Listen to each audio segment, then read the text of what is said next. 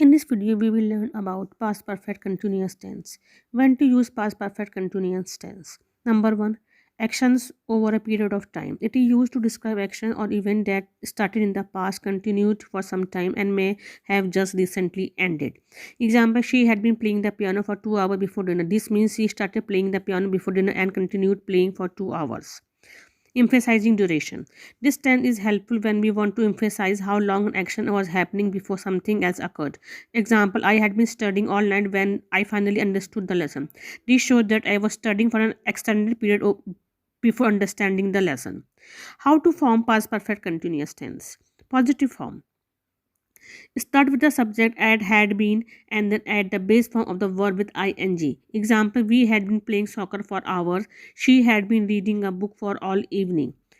Neg- Negative form. Use not after had been to form negative sentences. You can also use the contraction form hadn't.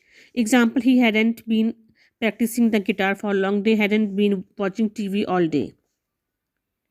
Question form. Begin with had, add the subject, and then add had been and the base form of the verb with ing. Example: had you been working on the project? Had she been swimming when it started raining?